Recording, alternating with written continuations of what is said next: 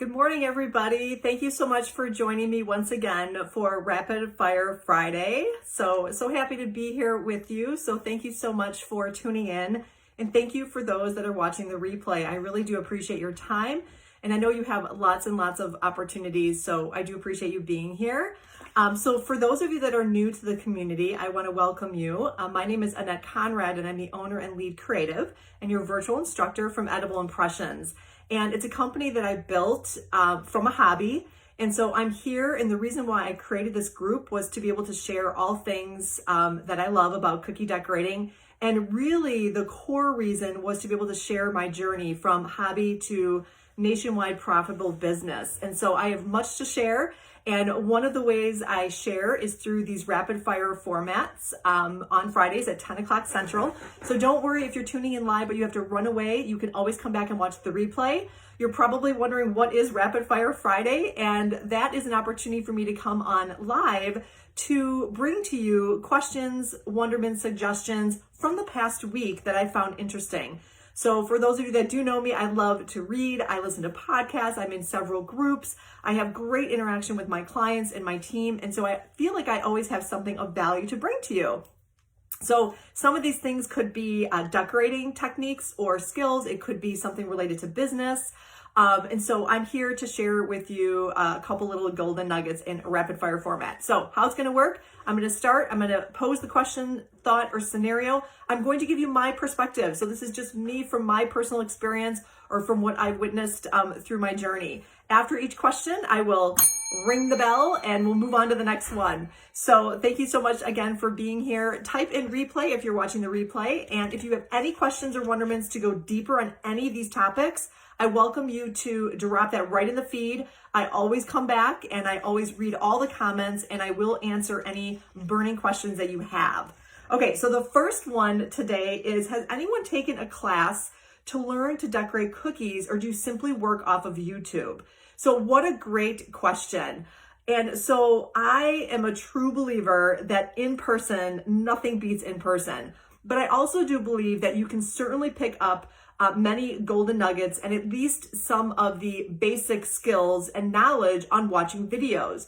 So much like this one, as I'm providing these free master classes and these rapid fire Fridays. So I truly, truly believe that yes, there is a lot of great content out there. There's amazing teachers out there. So yes, I would use your various platforms to be able to soak in as much as you can about a particular topic or skill that you're trying to master. But I will tell you, nothing beats in person. So I'm a true believer of you getting up and getting out there. You can watch video after video after video about royal icing and about how to pipe and how to flood. But until you actually get your hands dirty, you're really not going to master that task. And what happens when you watch videos, and I've been there myself, is you get sucked in and you start binge watching. And much like what I do with my podcast, I tend to binge listen, but then I don't take action.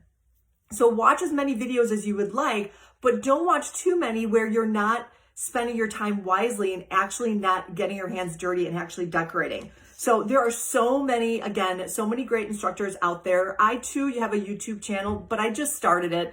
The only thing that I have on there right now is my Rapid Fire Friday, so I welcome you to go there. I do have some thoughts about how to curate some classes there, but right now I really do believe that attending in-person events is also key. It's a great place for you to see and meet that instructor in person. It's a great place for you to collaborate, meet other decorators. It actually gives you an opportunity in person to try out equipment. So maybe you want to get yourself an airbrush, but you've never used it and you're not sure you want to make the investment. Sign up for a class, go in person, try out the airbrush, see what you like. Maybe you don't even like airbrushing after trying it. So why invest in something if you're not sure that you want to actually go down that route?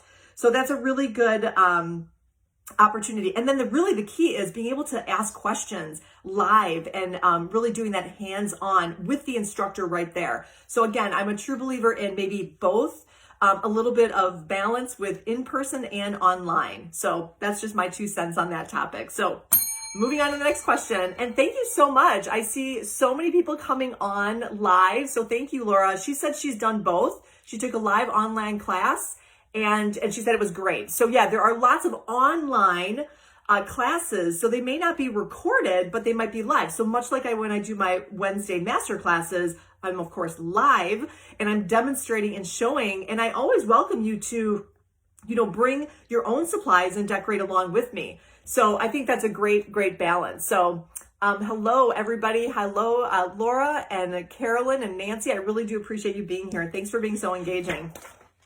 Okay, so anyway, moving on to the next one here. Has anyone tried making royal icing transfers in chocolate molds? Thoughts or concerns? Do you think it could work? I don't want to waste my icing if it doesn't work. So here's the thing. Actually, just a couple of months ago, I actually had this adorable little mini donut silicone mold. And I thought, oh my gosh, would those be adorable for my coffee kit? So I took these tiny little sprinkles and then I took my royal icing and I poured it in there thinking it will probably take a little bit of time to dry. Well, it was kind of a fail. And it failed for, I think, a couple reasons. First of all, the silicone mold was very thick. I know they do make some more flimsy, less expensive mold that might work with royal icing. But what I experienced is that the frosting never set. I even put it in a dehydrator and 3 days later, I tried peeling it out. They were still tacky and sticky and it really didn't work. So again, that was my experience. Maybe someone out there had a different experience. I even thickened up my royal icing so I didn't have very much moisture in there, but it just didn't hold its shape. So that was my experience. So yeah, I welcome anyone if they have tried it and they've had success. Feel free to share that in the community. Okay. So, excuse me for just a moment. Something's scratching my eye here. Okay. So let's move on to the next one. This one says, hello, fellow cookiers. I understand that you mix royal icing for 6 to 8 minutes to get it white and fluffy. That's not the part I'm having trouble with. What I want to know is after you let it sit for a day or two because you're not done decorating. So it sounds like she's got extra frosting. Are we remixing 6 to 8 minutes or are you just giving it a quick mix? So really good question. There's lots that I could go into on the use of royal icing, how it's made, how you store it, how you mix colors, which is coming up on Saturday. But basically, I can talk about my experience. I make large batches. So we're talking 48 cups of frosting at a time. And my frosting, my team and I tend to go through it pretty quickly, but when I do have extra frosting that I don't need, that I'm going to use a couple days later, I just keep it out on the countertop. I don't refrigerate it. I don't freeze it. I generally, when I make my frosting, I make it on the thicker side so it doesn't settle. But here's the thing. I very rarely, if ever, put it back on the mixer to mix it with the paddle. So what we do is we hand mix it. The only time that I have taken a large batch, and again, not a small batch, but a large batch of frosting back to the mixer is when I need to make a large batch of a particular color. So I want to save my arm and my wrist from getting really sore. So that is a point where we've kind of put it back, and that's pretty rare because we do plan and kind of make the colors as we're mixing the royal icing. If you want to learn more about my recipe and how I mix the timing with photos, with a conversion chart, I do have a guide that I have offered. It's at AnnetteConrad.com, so take a look there. And it's really perfect for someone who has never made royal icing. It is a quick time saver for you. So if you don't want to struggle with how to make it, how long do I mix it for, how do I mix it, and all of those pro tips about freezing, making colors, and drying it, pick up that guide. Again, it's at AnnetteConrad.com on the resources tab. That might be helpful for you. Okay, moving on. Boy, we're cruising through this time. I usually try to keep these to 10 to 15 minutes, and I think I'm doing pretty good so far. Okay, number 4. So I wanted just to invite you to watch the replay from last week's masterclass, and that was on the 7th, so not this past week. I did have to postpone, and I'm so sorry to do that. You know, if I postpone a masterclass, it is for good reason, because I really talk about consistency. I don't like making changes to my schedule, but we just had an explosion of orders this week, and we had many of our clients increase their counts, their final counts, and so it was all hands on deck. So I did change the mixing mastering class to Saturday. So it's going to be tomorrow at 11 o'clock Central. So it's actually, some people are really excited because they have more availability on Saturdays than they do Wednesday nights, but I'm going to stay with the Wednesday nights. You can always watch the replay. So anyway, so I wanted to invite you into the one that's coming up. It's a 3-part series. Next week I'll talk about at the end. But the question here, I do have a question. The question was, when I was on my last masterclass, someone had asked me about my space. So if you want to take a look at my finished kitchen, and the question was, so is that your home kitchen or what is that? So just to let you know, my entire property is licensed, state licensed, and where I broadcast my Wednesday masterclasses moving forward, and the first one was last Wednesday, is in my residential kitchen, but it is also state licensed, meaning if I want to store, if I want to prepare, if I want to do classes, I certainly can. But that is where I do my virtual experiences. I have a completely separate, dedicated, separate entrance for my business. And that one is, again, where we do all of our operational work for Edible Impressions. And if you have not visited my website, feel free to, edibleimpressions.net, if you want to get a sense of what my team and I offer our clients. Essentially, it is personal, hand-decorated cookies only with royal icing, for meaningful and memorable experiences for our families and companies. So I'm here to tell you, if you have a cookie business and you're pondering to take it to the next level, if you think you have something there, you have a unique offering, I am here. I am proof to show you that yes, you can move it to a business, not just a business, but a profitable business. And so just keep that in mind. But we do not have a storefront here. I just want to let people know that. I think there was some curiosity there because I do get DMs quite often asking, well, how are you set up? And so during the third part of the 3-part series, which is October 5th, I'm going to do a little bit more behind the scenes on my setup specifically for virtual experiences. But if you ever have a question, just reach out to me. So that was that one. And coming out of that, as I mentioned, I am going to be doing an in-person class. Yes, finally. My hope was to do it in October, but looking at my production schedule and with the incoming orders, not possible. So for you that are local and that are interested in coming into my space for an in-person experience, it's going to be November 5th. So I'm putting the date out there. It's going to be very limited to a handful of people because I really appreciate the in-person and very intimate setting. So November 5th, go ahead and DM me if you want to be, the first to sign up. This weekend, I will be posting it to the website for you officially to sign up, but it's going to be an awesome experience. So that is November 5th. Okay, take a little breather. I don't have my coffee. For those of you that know me, have watched, I typically have my coffee very close within arm reach, and I don't have it. So that's okay. It'll be waiting for me when I'm done. All right. Hello, everybody. Hi, Sandy and Pamela. Thanks for being here, Barbara. This is so wonderful. It's so fun. I'm so glad that this has evolved. And for those of you that are starting to do videos and doing something like this, it takes time and it takes patience. So I remember when I did my very first Rapid Fire Friday, it kind of makes me giggle because I think I was a little nervous and I was essentially talking to nobody, but it's so fun that now I have a pretty good following that are following on live, and then the replays are really taking off. So, if you try something, little tidbit here, if you try something, don't give up, just keep going, and eventually you will see, the results. So just keep pushing through. So lesson of the day, don't get frustrated, be patient. Okay, so for the last one, again, I'm bringing up topics this week that have to do with, our setup, my setup, how we've evolved, because the questions are coming in, and I think you guys are all just genuinely curious, which makes sense, because I continuously say I took my business from a hobby, and people want to know how I did it and how it's set up. So I really appreciate your interest. So one of the questions that came out of the masterclass, which I definitely think that it is important to mention, is someone said, how big is your team? Because I keep talking about I have a team. I'm not a one-woman operation. I have a team.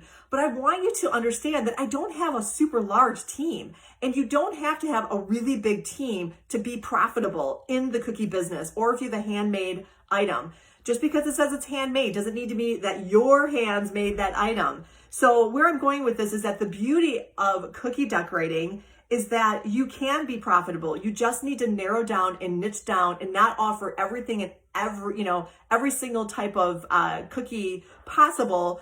And then also niche down into who your ideal clients are. So that's another topic for another day. And I've talked about that in past masterclasses, but I will share with you my team. So if you really want to understand who is on my team, I'm going to tell you right now. So 2 full-time staff members, basically myself and my operations director, who happens to be my husband. who happens to have an expertise in commercial photography and amongst other things. So he's my operations director. So let me tell you, I could not be here doing what I'm doing without his support, being my husband, my partner, business partner, and of course, operations director. So he wears just as many hats as I do. So I also have two full-time, I should say permanent part-time decorators. So two gals have been with me a very long time. And so they're on my team, not on a part-time seasonal basis, but they are, on my team. And then I do have occasionally a high school student. I just wrapped up having a high school in an internship position.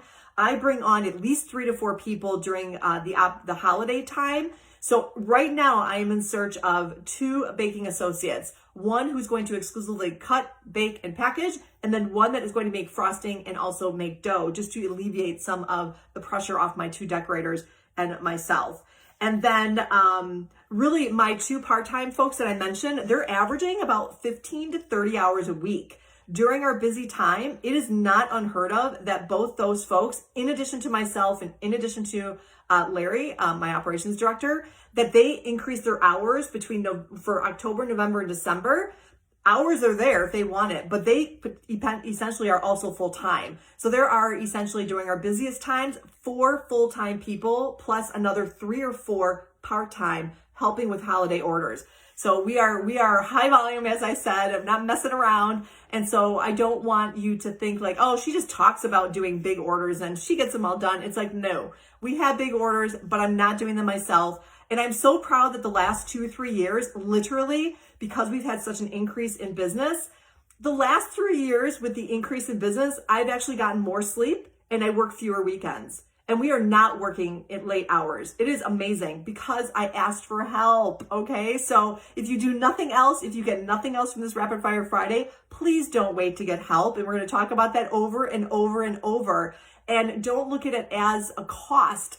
When you bring someone on, figure out how you can incorporate that cost of that labor into what your offers are, because then you're not gonna feel like that's costing you something. My team knows, I'm very transparent with them. I say, look, when we get those big jobs, I can offer you more hours because I have the money that's coming in to be able to pay you. And I also pay on incentive too for some of our larger jobs. So not just an hourly, but I also do bonus checks too, because then that way I can thank them for the extra time that they're putting in. And again, I'm making sure that those are covered in my prices to my clients. So you can see I get very excited about that whenever I notice a pattern here. Whenever I start talking about pricing or teams or systems, I get overly excited, but for good reason, because that is what built the business that I have today. And one thing, if I could go back in time, I would have done it sooner. So for those of you, again, that are just starting out, please listen to me and take that advice and ask for help. Even if it is just 5 or 10 hours a week, it is amazing what 5 or 10 extra hours that you have of what you can do. It allows you to work on your business, not in your business, okay? So keep that in mind. Wow, so that was a lot. Thank you so much again for joining me this morning. I do appreciate it. I see some comments coming in, so I will definitely go post event here and answer and respond to your questions and comments. And just to wrap up, I always talk about what's coming up next. So tomorrow, it's a little off schedule, but tomorrow is the class you've been waiting for. It is Mixing Colors and Myth Busters. It's going to be 11 o'clock Central. The replay will be there. And then next Wednesday is going to be part 2 of a part 3 series. We're talking resources and technology. It was too much to put into one masterclass, so I split them into 3.